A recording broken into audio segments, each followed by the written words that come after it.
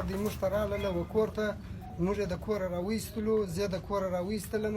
دلته چې راوستم راته ویې ویل چې ته دغه احمد پېژنې ما ورته ویل زه د احمد پېژنم یو وخت ما ته په روژه کې راغلی دی زه په دغه جریان یې زه نه یم پوه کړی چې ته راځه غلا ته دلته ما ته یوه ورځ په چارسو کې 100,000 کلدارې راکړلې او بله ورځ یې ما ته 15,000 افغانۍ راکړلې بله ورځ یې ما ته دوه دانې ټلیفونونه راکړل په دغه جریان کې زه د امیر صاحب راوستلم په څه خاطر درکوله ول دا ما معنا دغه پیدا نه کړل نو ولې تا درکول معنا خو ته زما سره راځه ملګری سه زه به بالا ده به ما ته ټلیفون وکړي زه به ورسره ملګری تا څونه کومک ورسره کوي په کومو کومک مې نه دی ورسره کړی داسې کومک ما والله که اوس یا په بې لاکه یا زه به دا 100,000 کې زه په خبر وم چې دا اوس تا سره کم خو دا ما پیدا کړل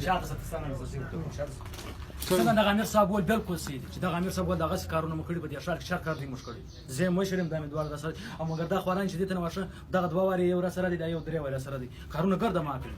څنګه مشر لکه دغه دوی چې درته ول چې دغه څه تخنیک باندې دغه امیر صاحب ول یا دوه ما کړی ولې دي کول والله خو مجبرتیا سبب مې کړی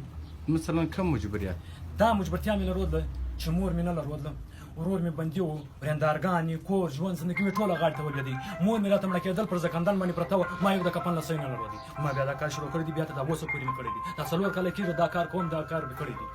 نورې ډلې چیرې دي ګوره هغه کیسه ده څنګه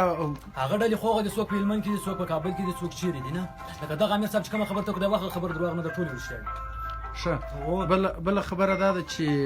ته یو وار مخکې هم نیول سوی وې هغه څنګه یې لاس ولې هغه دغه لږ دروغ وویل که چیرې دا په موضوع پر ما راغله د ټولو ښارکارونو پر ما ثبوت دي د څارنوالۍ چې که چیرې هغه راباندې زوره باندې راغله یا دا راباندې راغله په څارنوالۍ کې خو دې زما دوسیه وله بالکل زما مرګ شدی او مګر دا اوس د امیر صاحب وایي چې دا دوی غلا مې کړي دي بالکل مې کړي دي ما دوسیه دا 4 کاله کې دا غلا کوم او پاته څوک داسې حساب چې دی زه باندې سوی نه یم تر اوسه پورې دا که زه باندې سوم پر ما باندې دوسیه راغله د ټولو غلاوې دې یوازې په کندهار کې کړي دي که کندهار کې مې کړي دي په هلمند کې مې کړي دي دا دواړو ولایتونو کې مې کړي دي ډېرې پیسې څونه وې چې تاسې وړي دي یعنې چې ما تقریبا دا کار شروع کړی دی تر دې اوسه پورې چې ما راوړي دي یاره کېدای شي 10 لکه 40 لکه روپۍ ما وړي ځان ته یوازې چې دا ما یوازې ځان ته وړي هغه دې بیا څه کړه بیا مې د 4 کاله کېږي د کور ژوند زندګي په برابره کړل مثلا څه شي برانیول څه شي یعنې مثلا واده مې په وکړي کوزده مې په وکړل تر دې 4 کاله کېږي کور ژوند زندګي په اخري غلا دې چیرې وکړل اخري غلا مې د برېښنا کوټ په پلو وکړه 2.5 لکه کلدارې وې د چا څه مو واخیستې کوچنی موټر و ډبلیږم هغه څه ډبلیږم سم دی ډبل سم کړي مې د ټوله ښار چې هر سړی حساب کتاب مثال چې چا غلا سوی ټوله دي په ما پسې راسي ما کړي یا سم وایه سم دي ته مشکل ده ته کړي مې د دوا خو نه ته هغه چې معلومه غلاوې دي کړي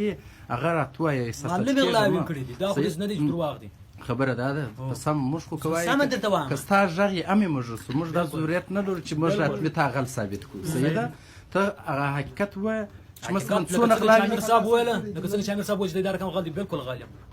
نور بل خبره نه څنګه تکتیک کارولې وسلې دي څنګه کارولې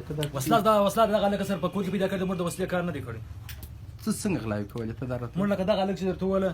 شانیره باندې کار کوي ته نه واشه د موټر کې په پرتې دغه رقم کوي دغه رقم راست هلته یو څوک و چې مثلا تا ته د احوال درکوي چې دا سړی در وتی هغه څوک هو به دغه مو انډیوالان کې ورته ودرېدلو کله به زه ورته ولاړم کله به مې نور انډیوالان کله بل څو انډیوالان په کندهار کې ستاسو سره کار زما سره په کندهار کې شروع میلونه چیرې واخیستل د ښځو د میلو کیسه وکړه میلونه چې کله مې غزلګر رالي غزلګر به درته وایي چې پر ما 100 دانې خرڅ کړي دي یا 100 دانې مشتری باندې خرڅ کړي دي ما خو درته وویل چې ما 4-5 دانې غلا کړي دي څنګه دې نه اخلې